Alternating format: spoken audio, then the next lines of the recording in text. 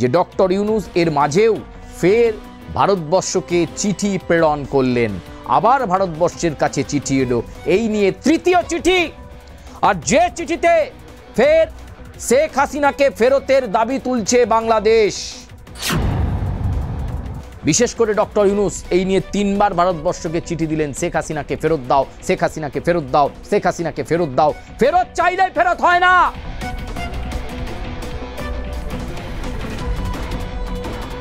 কিন্তু আপনি যে প্ল্যান কার্যকর করতে চাইছেন, যে মাস্টার প্ল্যান নিয়েছেন, যে শেখ হাসিনার জীবন শেষ হয়ে যাওয়া মানে আওয়ামী লীগ ভেঙে টুকরো টুকরো হয়ে যাবে, মনোবলে এমন আঘাত লাগবে আওয়ামী লীগ উঠে দাঁড়াতে পারবে না, আপনি সেই পরিকল্পনাকেই বাস্তবায়ন করার জন্যই শেখ হাসিনাকে ফেরত দাও, শেখ হাসিনাকে ফেরত দাও 1 নয় 2 নয় 3 বার চিঠি পাঠালেন।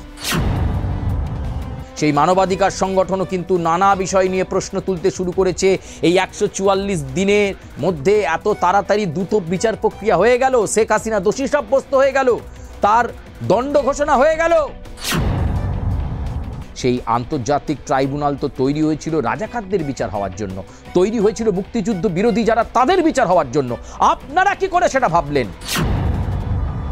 বাংলাদেশের পরিস্থিতির কোনো পরিবর্তন নেই। এবার অন্তর্বর্তী সরকারের প্রধান উপদেষ্টা ডক্টর ইউনূস ভারতের সাবধান বার্তা সত্ত্বেও, খলিলুর রহমানকে দিয়ে সাবধান বার্তা দেওয়া সত্ত্বেও তার রাতের ঘুম হচ্ছে না। কেন ঘুম হচ্ছে না? যেখানে খলিলুর রহমানের সঙ্গে অজিত দোভালের বৈঠক হলো, একাধিক শর্ত ভারত দিল, যে শর্তগুলো মানলে ভারতবর্ষ শেখ হাসিনাকে যথা সময়ে ফেরাবে, এত কিছু বলা হলো, কিন্তু তারপরেও ডক্টর ইউনূস চুপ নেই। আচ্ছা, তাহলে কি তাকে এখনও পেছন থেকে কেউ পরিচালনা করছে? অন্তর্বর্তী সরকারের প্রধান উপদেষ্টা ডক্টর ইউনূস কি এটা বুঝেও বুঝছেন না? খলিলুর রহমান মারফত অজিত দোভাল তথা গোটা ভারতবর্ষ যে তথ্য পাঠালো ডক্টর ইউনূসের কাছে, যে আগে দেশকে শান্ত করতে হবে, দেশে নির্বাচন প্রক্রিয়াকে পার্টিসিপেটরি নির্বাচন প্রক্রিয়া করতে হবে, যাতে সমস্ত রাজনৈতিক শক্তি তারা নির্বাচনে অংশগ্রহণ করতে পারে সেটা নিশ্চিত করতে হবে, এবং আওয়ামী লীগ তার বাইরে নয়। আওয়ামী লীগের ওপর নিষেধাজ্ঞা তুলে ফেলে এখনই আওয়ামী লীগ নির্বাচনে অংশ নিতে পারবে সেটাকে ঘোষণা দিতে হবে ডক্টর ইউনূসকে। কিন্তু এইসব বার্তা, এইসব কিছু ডক্টর ইউনূসের কানে পৌঁছচ্ছে না, বা পৌঁছলেই তিনি আমল দিচ্ছেন না।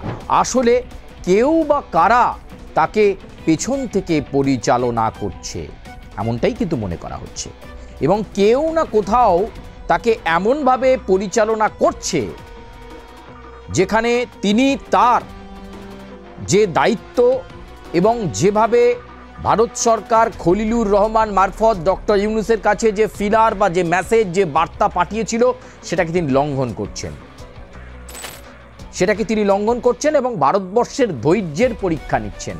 আমি আবার বলছি, ধৈর্যের বাঁধ যদি ভারতবর্ষ ভেঙে ফেলে তাহলে কিন্তু ইউনূসের কপালে দুঃখ আছে, ডক্টর ইউনূসের কপালে যথেষ্ট দুঃখ আছে, এটা খুব পরিষ্কার।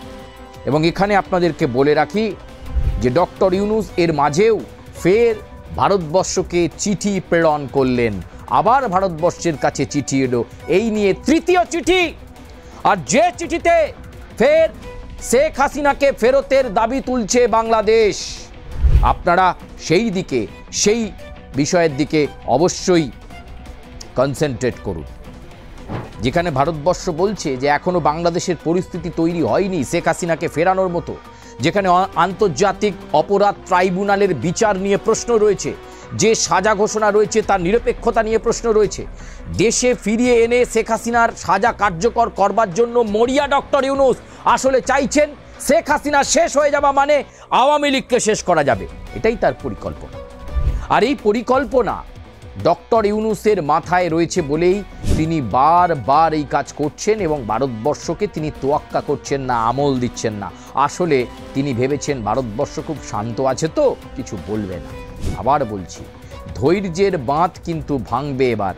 আর সেই ধৈর্যের বাঁধ যখন ভাঙবে ডক্টর ইউনূস, আপনি চিন্তা করতে পারছেন না ভারতবর্ষ আপনার স্বাগত জানানোর জন্য কি বন্দোবস্ত করে রেখেছে। আপনি সাবধান হলেন না, আপনি সেই তৃতীয়বার চিঠি পাঠালেন ভারতের কাছে। আবারও বলে দিই, ভারত কোনো চিঠির উত্তর দেবে না, হাসিনাকে ফেরত দেওয়া সংক্রান্ত বিষয়ে ভারত 2013-র প্রত্যর্পণ চুক্তিকেই মনে করে রেখেছে যে কোনো রাজনৈতিক চরিত্র হলে তাকে ফেরত দিতে বাধ্য নয় ভারত। আর শেখ হাসিনা রাজনৈতিক চরিত্র, সেই রাজনৈতিক চরিত্রকে কখনোই ভারত বিপদের মুখে ঠেলে দেবে না। আপনারা চাইছেন তড়ি ঘড়ি শেখ হাসিনাকে দেশে ফিরিয়ে সাজা ঘোষণাকে কার্যকর করে আওয়ামী লীগের পর্যায়টাকে শেষ করতে, কিন্তু শেখ হাসিনা তিনি ভারতকে বলেছেন যে তিনি এই দেশেই এখনো পর্যন্ত সেফ রয়েছেন।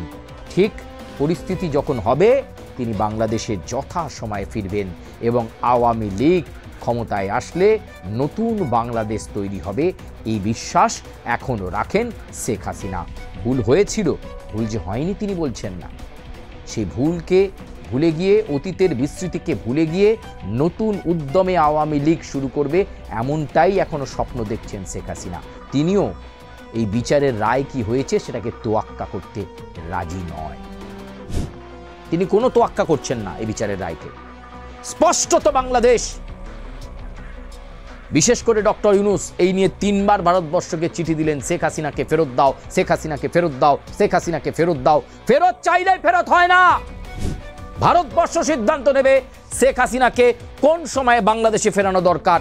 ভারতবর্ষ যে 11টা শর্তের কথা খলিলুর রহমানের মধ্য দিয়ে আপনাদের কাছে পাঠিয়েছে, আপনি আগে কথা দিন কোন কোন কাজ আপনি করতে পাচ্ছেন, বাংলাদেশকে শান্ত করতে পাচ্ছেন কিনা, অবাধ সুষ্ঠু নির্বাচনের পরিস্থিতি আপনি তৈরি করতে পাচ্ছেন কিনা, সেইটা আগে জবাব দিন ডক্টর ইউনূস। আবারও বলছি, আপনার 3য় চিঠির উত্তরও দেবে না ভারতবর্ষ, দিতে বাধ্য নয়।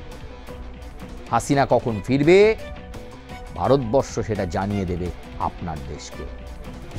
আপনি আগে শান্ত পরিস্থিতি তৈরি করুন, নির্বাচন হওয়ার মতো পরিস্থিতি তৈরি করুন। শেখ হাসিনার মতো করেই দেশে ফিরবে।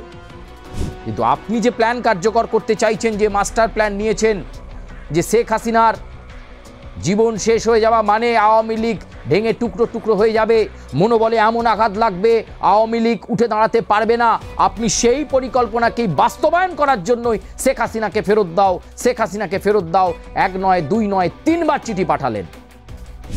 ওই শোনা যায় গুরুতর শব্দ, যে শব্দ মনে করাচ্ছে আপনি আর বেশি দিন নয়। ফেব্রুয়ারির পরে আপনার মেয়াদ, আপনার অস্তিত্ব কিছুই থাকবে না। মানুষ ভুলে যাবে যে অন্তর্বর্তী সরকারের একটা প্রধান উপদেষ্টা অপদার্থ ডক্টর ইউনূস ছিল, যে বাংলাদেশের কোনো সামগ্রিক উন্নয়ন, সংস্কার, বাংলাদেশের মানুষের নিরাপত্তা কোনোটাই সুনিশ্চিত করতে পারেনি। উল্টে যেটা করেছে, বাংলাদেশকে বারে বারে বিপদ পরিস্থিতির মধ্যে ফেলে ষড়যন্ত্র তৈরি করে অশান্তি পাকিয়েছেন তিনি। আপনি শেখ হাসিনাকে ফেরত চাইছেন, আপনার চিঠিতেই ভারতবর্ষ ফেরত দিয়ে দেবে, এতই সহজ আপনি মনে করছেন? এতটা সহজ ভাববেন না। আর অন্যদিকে বাংলাদেশের বিভিন্ন মানবাধিকার সংগঠন তারা কিন্তু শেখ হাসিনার পাশেই রয়েছে। সেই মানবাধিকার সংগঠনও কিন্তু নানা বিষয় নিয়ে প্রশ্ন তুলতে শুরু করেছে। এই 144 দিনের মধ্যে এত তাড়াতাড়ি দ্রুত বিচার প্রক্রিয়া হয়ে গেল, শেখ হাসিনা দোষী সাব্যস্ত হয়ে গেল, তার দণ্ড ঘোষণা হয়ে গেল। হিউম্যান রিসোর্সেসের যে টিম বা মানবাধিকার সংগঠনের যে টিম, তারা কিন্তু প্রায় 11টি সংগঠন তারা শেখ হাসিনার পাশে রয়েছে। সেই মানবাধিকার সংগঠন আবার আপনাকে চিঠি দিতে চলেছে যে বাংলাদেশে যা হচ্ছে ঠিক হচ্ছে না, আন্তর্জাতিক অপরাধ ট্রাইব্যুনালে যে মামলার রায় হয়েছে সেটা ঠিক হয়নি, নিরপেক্ষ হয়নি। এই মামলার রায় তো সাধারণ আদালতেও করা যেত বাংলাদেশে, আন্তর্জাতিক ট্রাইব্যুনালে কেন? সেই আন্তর্জাতিক ট্রাইব্যুনাল তো তৈরি হয়েছিল রাজাকারদের বিচার হওয়ার জন্য, তৈরি হয়েছিল মুক্তিযুদ্ধ বিরোধী যারা, তাদের বিচার হওয়ার জন্য। আপনারা কি করে সেটা ভাবলেন? মানবাধিকার সংগঠনগুলো 11টি সংগঠনই একযোগে আগামী 24 থেকে 48 ঘন্টার মধ্যে আপনার কাছে চিঠি দিয়ে সতর্ক বার্তা পাঠাবে। আপনি সমঝে যান ডক্টর ইউনূস, আপনি নিজেকে সংশোধন করুন। বারবার কথাই বলছে, এবার যখন সব দিক থেকে চাপ আসবে, যখন ভারতবর্ষ ভুলে যাবে সব কিছু, ভারতবর্ষ যখন দৃঢ় পদক্ষেপ নেবে, তখন ডক্টর ইউনূস আপনি কিন্তু সামলাতে পারবেন না। বারে বারে চিঠি দিয়ে হাসিনাকে ফেরত দাও ফেরত দাও ফেরত দাও এ কথা বলার দরকার নেই। হাসিনা যথাসময়ে ফিরবে, সিদ্ধান্ত ভারতবর্ষ নেবে, ডক্টর ইউনূস নয়। প্রিয় দর্শক বন্ধু, বাংলাদেশ আজকের মতো এ পর্যন্তই। আপনাদের সঙ্গে বাংলাদেশের ভেতরকার খবর নিয়ে আবার দেখা হচ্ছে যথাসময়ে এবং নির্দিষ্ট সময়। ধন্যবাদ।